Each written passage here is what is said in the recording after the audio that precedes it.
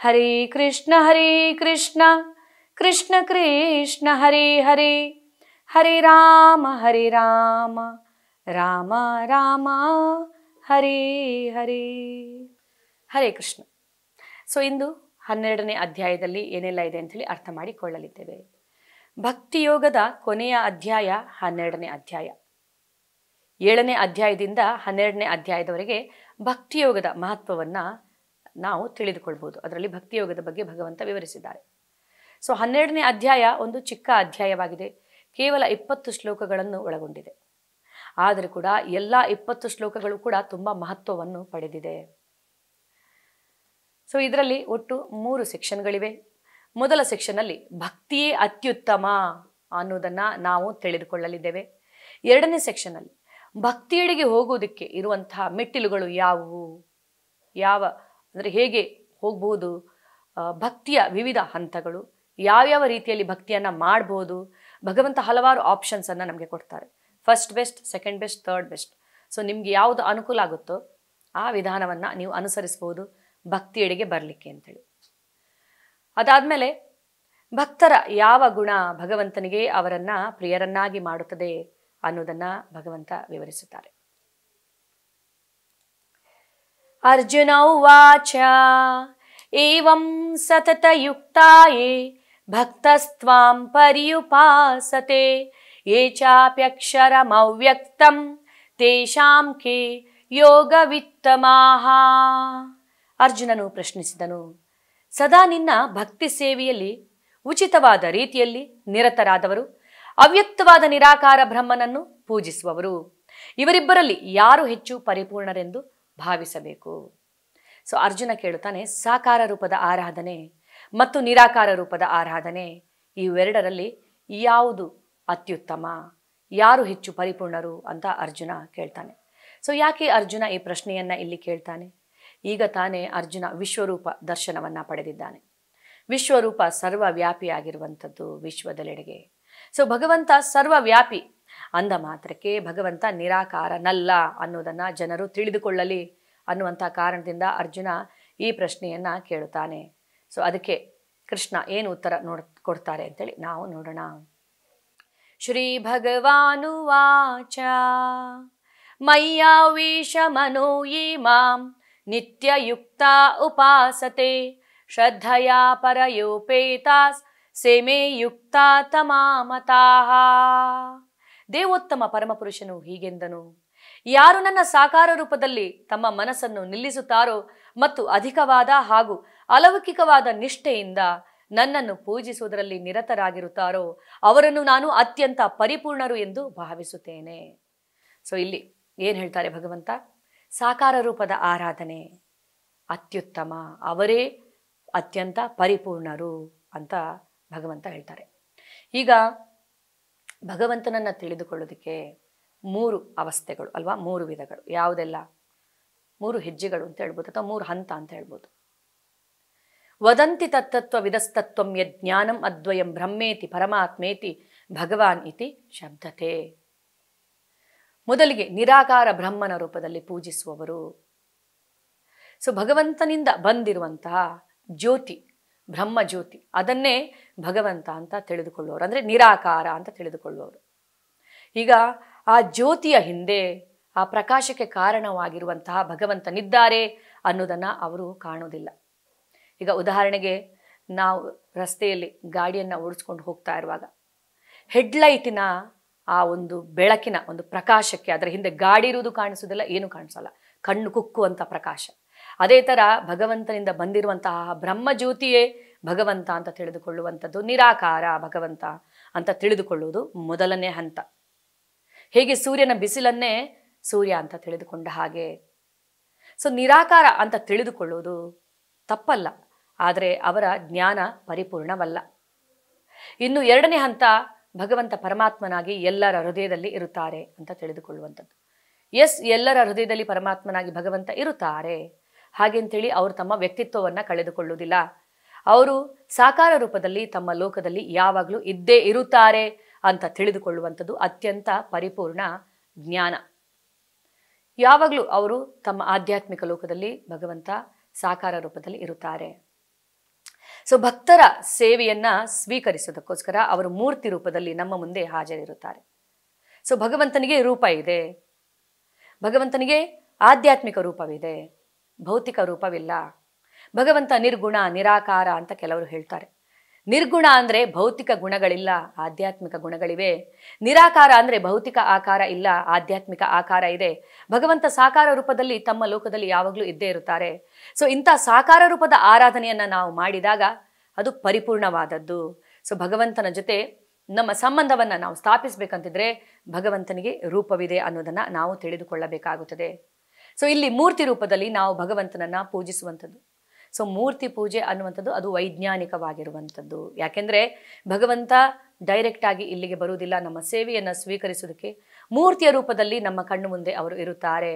ಪ್ರತಿನಿತ್ಯ ಆ ಮೂರ್ತಿಗೆ ನಾವು ಸೇವೆಯನ್ನು ಮಾಡೋದು ಅದು ನೇರವಾಗಿ ಭಗವಂತನಿಗೆ ಅದು ತಲುಪುತ್ತದೆ. ಸೊ ಈಗ ಮೂರ್ತಿ ಅನ್ನುವಂಥದ್ದು ಅದು ಶಾಸ್ತ್ರಗಳ ಪ್ರಕಾರ ಅದನ್ನು ಮಾಡಲಾಗುತ್ತದೆ. ಶಾಸ್ತ್ರಗಳಲ್ಲಿ ಹೀಗೆ ಹೇಳಲಾಗಿದೆ ಯಾವ ಥರ ಮೂರ್ತಿಯನ್ನು ಮಾಡಬೇಕು ಭಗವಂತನದು ಅಂತೇಳಿ. ಪ್ರಾಣ ಪ್ರತಿಷ್ಠಾಪನೆಯನ್ನ ಮಾಡಿದ ತಕ್ಷಣ ಅಲ್ಲಿ ಭಗವಂತ ಇದ್ದೇ ಇರುತ್ತಾರೆ. ಸೊ ಕೆಲವರು ಹೇಳುತ್ತಾರೆ ಭಗವಂತ ಅನ್ಲಿಮಿಟೆಡ್ ಆಗಿರುತ್ತಾರೆ, ಅಪರಿಮಿತ, ಅನ್ಲಿಮಿಟೆಡ್. ಸೊ ಅವರನ್ನ ನೀವು ಮೂರ್ತಿ ರೂಪದಲ್ಲಿ ಯಾಕೆ ಲಿಮಿಟೆಡ್ ಆಗಿ ಇರಿಸುತ್ತೀರಿ ಅಂತೇಳಿ. ಹೌದು, ಭಗವಂತ ಅನ್ಲಿಮಿಟೆಡ್, ಲಿಮಿಟೆಡ್ ರೂಪದಲ್ಲಿ ಇದ್ದುಕೊಂಡು ಕೂಡ ತನ್ನ ಅನ್ಲಿಮಿಟೆಡ್ ಪವರನ್ನು ಅವರು ತೋರಿಸಬಲ್ಲರು ಅನ್ನೋದನ್ನ ನಾವು ಈಶೋಪನಿಷತ್ತಿಂದ ಅರ್ಥ ಮಾಡಿಕೊಳ್ಳಬಹುದು. ಸೊ ಆದ್ರಿಂದ ಭಗವಂತನಿಗೆ ರೂಪವಿದೆ. ಸೊ ಮೂರ್ತಿ ಪೂಜೆ ಅನ್ನುವಂಥದ್ದು ಅದು ನಿಜವಾಗಲೂ ಭಗವಂತನನ್ನ ಪೂಜಿಸಲಿಕ್ಕೆ ಇರುವಂತಹ ಒಂದು ಸುಲಭ ಮತ್ತು ಸರಳವಾದಂತಹ ಮಾರ್ಗ. ಮೂರ್ತಿ, ಈಗ ಭಗವಂತನ ಮೂರ್ತಿ ಭಕ್ತರ ಭಕ್ತಿಗೆ ಸ್ಪಂದಿಸಿರುವ ಹಲವಾರು ಘಟನೆಗಳಿವೆ ಅಲ್ವಾ. ಕನಕದಾಸರ ಭಕ್ತಿಗೆ ಮೆಚ್ಚಿದ ಉಡುಪಿಯ ಶ್ರೀಕೃಷ್ಣ ತನ್ನನ್ನು ತಾನು ತಿರುಗಿಸಿಕೊಂಡ.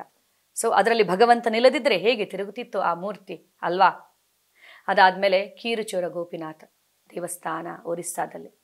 ಸೊ ಹೇಗೆ ಆ ಮೂರ್ತಿ ಕೀರಿನ ಒಂದು ಪಾತ್ರೆಯನ್ನು ತೆಗೆದು ತನ್ನ ಹಿಂದೆ ಅಡಗಿಸಿಟ್ಟಿರುವಂಥದ್ದು. ಸಾಕ್ಷಿ ಗೋಪಾಲ ಸಾಕ್ಷಿಯನ್ನ ಹೇಳೋದಕ್ಕೋಸ್ಕರ ಗೋಪಾಲನ ಮೂರ್ತಿ ಎಷ್ಟು ಮೈಲಿಗಳ ದೂರ ನಡೆದುಕೊಂಡು ಬಂದು ಸಾಕ್ಷಿಯನ್ನ ಹೇಳಿರುವಂಥದ್ದು. ಜಗನ್ನಾಥ್ ಪುರಿಯಲ್ಲಿ ಇರುವಂಥ, ಒರಿಸ್ಸಾದ ಪುರಿಯಲ್ಲಿರುವಂಥ ಜಗನ್ನಾಥ ಯಾವ ಥರ ತನ್ನ ಭಕ್ತರ ಜೊತೆ ಅವರು ಸ್ಪಂದಿಸ್ತಾ ಇದ್ದಾರೆ. ಶ್ರೀರಂಗನಾಥ, ತಮಿಳುನಾಡಿನ ತಿರುಚಿಯಲ್ಲಿರುವಂಥ ಶ್ರೀರಂಗನಾಥ ದೇವಸ್ಥಾನದಲ್ಲಿರುವಂಥ ರಂಗನಾಥ ತನ್ನ ಭಕ್ತರೊಂದಿಗೆ ಇವಾಗಲೂ ಅವರು ಯಾವ ಥರ ಸ್ಪಂದಿಸ್ತಾ ಇದ್ದಾರೆ ಆ ಮೂರ್ತಿ. ಹೀಗೆ ಮೂರ್ತಿ ಪೂಜೆ ಅನ್ನುವಂಥದ್ದು ಅಷ್ಟೇ ವೈಜ್ಞಾನಿಕವಾಗಿರುವಂಥದ್ದು.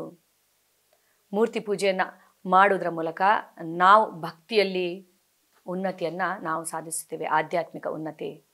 ಸೊ ಭಗವಂತನ ರೆಸಿಪ್ರಿಕೇಶನ್ ನಮಗೆ ಸಿಗುತ್ತದೆ. ಭಕ್ತನಾದವನು ಪ್ರತಿದಿನ ಭಗವಂತನ ಸೇವೆಯನ್ನು ಮಾಡುತ್ತಾನೆ, ಭಗವಂತನ ಮೂರ್ತಿಗೆ ಅಲಂಕಾರ ಮಾಡುವಂಥದ್ದು, ಭಗವಂತನಿಗೆ ಅಂದರೆ ಅರ್ಪಿಸುವಂಥದ್ದು, ತಿನ್ನೋದಕ್ಕಿಂತ ಮುಂಚೆ, ಹೀಗೆ ಸಂಬಂಧ ಬೆಳೆಯುತ್ತಾ ಹೋಗುತ್ತದೆ. ಅದಕ್ಕೋಸ್ಕರ ಇಲ್ಲಿ ಭಗವಂತ ಹೇಳ್ತಾ ಇದ್ದಾರೆ ಸಾಕಾರ ರೂಪದ ಆರಾಧನೆ ಅತ್ಯಂತ ಪರಿಪೂರ್ಣವಾದದ್ದು ಅಂತೇಳಿ. ಈಗ ನಾವು ಹೋಲಿಕೆ ಮಾಡಿ ನೋಡೋಣ, ತುಲನೆ ಮಾಡಿ ನೋಡೋಣ. ಸಾಕಾರ ರೂಪದ ಆರಾಧನೆ, ನಿರಾಕಾರ ರೂಪದ ಆರಾಧನೆ ಯಾವುದು ಅತ್ಯುತ್ತಮ ಅಂತೇಳಿ. ಈಗ ನಿರಾಕಾರ ರೂಪದಲ್ಲಿ ಆರಾಧಿಸುವವರು ಧ್ಯಾನವನ್ನು ಮಾಡಲು ಅಂತ ಕುಳಿತುಕೊಳ್ಳುತ್ತಾರೆ. ಯಾವುದರ ಮೇಲೆ ಧ್ಯಾನ ಮಾಡುತ್ತಾರೆ ಅವರು? ಆಕಾರವನ್ನು ನಂಬಲಿಲ್ಲ, ಸುಮ್ಮನೆ ಕುಳಿತುಕೊಂಡು ಧ್ಯಾನ ಮಾಡುತ್ತಾರೆ. ಮನಸ್ಸನ್ನು ಎಲ್ಲಿ ನೆಡುತ್ತಾರೆ ಅವರು? ಆಕಾರದ ಮೇಲೆ. ಅಂದರೆ ಸೊ ನಮ್ಮ ಮನಸ್ಸು ಎಷ್ಟು ಚಂಚಲ, ನಮ್ಮ ಇಂದ್ರಿಯಗಳು ಹೇಗಿವೆ ಅನ್ನೋದು ನಮಗೆ ಗೊತ್ತಿದೆ. ಸೊ ಯಾವುದೇ ಒಂದು ರೂಪದ ಮೇಲೆ ನಾವು ನಮ್ಮ ಮನಸ್ಸನ್ನು ನೆಡಲಿಲ್ಲ ಅಂದರೆ ನಮ್ಮ ಮನಸ್ಸು ಎಷ್ಟು ಹೊತ್ತು ಆ ರೂಪದ ಮೇಲೆ ಧ್ಯಾನವನ್ನು ಮಾಡಲಿಕ್ಕೆ ಸಾಧ್ಯ ಅಲ್ವಾ? ತುಂಬ ಕಷ್ಟಕರವಾದದ್ದು ಈ ಧ್ಯಾನ ಪದ್ಧತಿ. ಅದೇ ಭಕ್ತನಾದವನು ಏನು ಮಾಡ್ತಾನೆ? ಭಗವಂತನ ರೂಪದ ಮೇಲೆ ಅವನು ಧ್ಯಾನವನ್ನು ಮಾಡುತ್ತಾನೆ. ರೂಪ ಮಾತ್ರ ಅಲ್ಲ, ನಾಮರೂಪ ಗುಣ ಲೀಲೆಗಳ ಮೇಲೆ ಕೂಡ ಅವನು ಧ್ಯಾನವನ್ನು ಮಾಡುತ್ತಾನೆ. ಆದ್ರಿಂದ ಅವನ ಮನಸ್ಸು ಬೇರೆಲ್ಲಿಗೂ ಚಲಿಸದಂತೆ ಇರುತ್ತದೆ.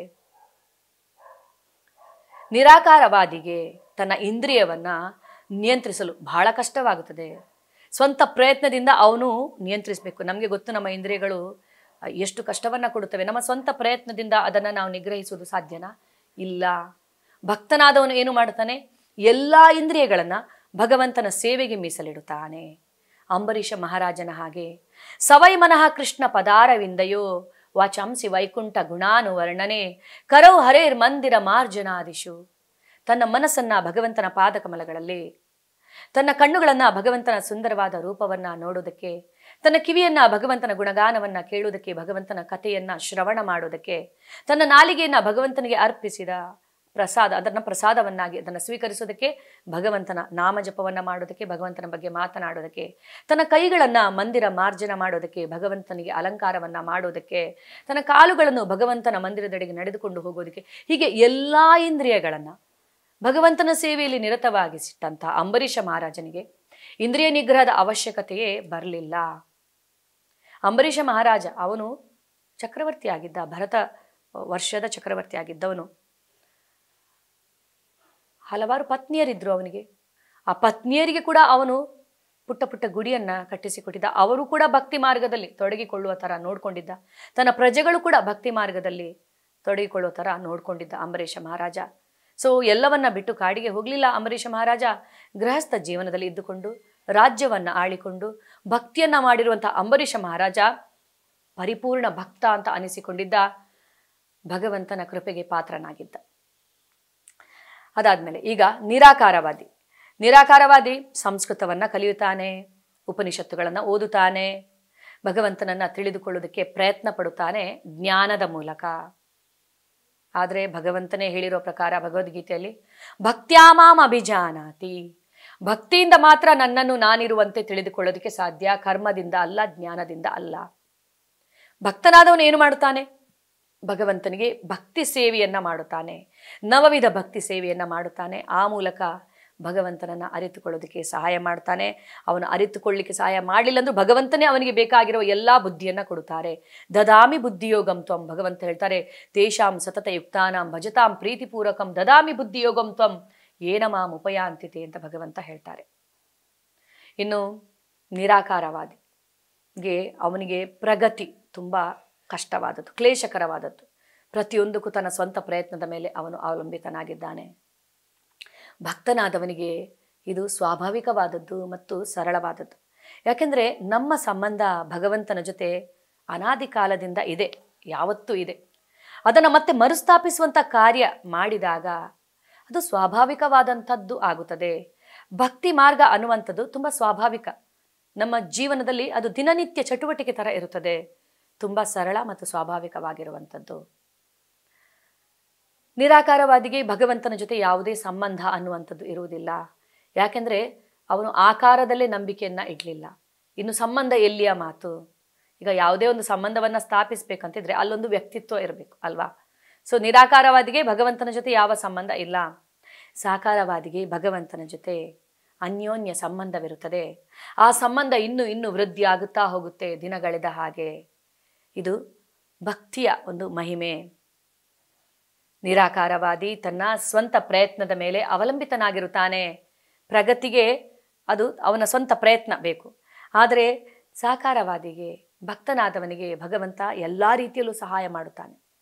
ಸೊ ಹೀಗೆ ಹೇಳುತ್ತಾರೆ, ನಾವು ಒಂದು ಹೆಜ್ಜೆ ಮುಂದೆ ಇಟ್ಟರೆ ಭಕ್ತಿ ಮಾರ್ಗದಲ್ಲಿ ಕೃಷ್ಣ ನಮ್ಮೆಡೆಗೆ 10 ಹೆಜ್ಜೆ ನಮ್ಮೆಡೆಗೆ ಬರುತ್ತಾರಂತೆ. ಸೊ ಎಲ್ಲ ರೀತಿಯಲ್ಲಿ ಪ್ರೋತ್ಸಾಹವನ್ನ ಭಗವಂತ ಕೊಡ್ತಾರೆ. ಅದಾದ್ಮೇಲೆ ಈಗ ಸಾಕ್ಷಾತ್ಕಾರ. ನಿರಾಕಾರವಾದಿಗೆ ಸಾಕ್ಷಾತ್ಕಾರ ಭಾಗಶಃ ಆಗುತ್ತದೆ. ಸತ್ ಚಿತ್ ಆನಂದ ಭಗವಂತ. ನಿರಾಕಾರವಾದಿಗೆ ಸತ್ ಮತ್ತು ಚಿತ್ ಸಾಕ್ಷಾತ್ಕಾರ ಮಾತ್ರ ಆಗುತ್ತದೆ.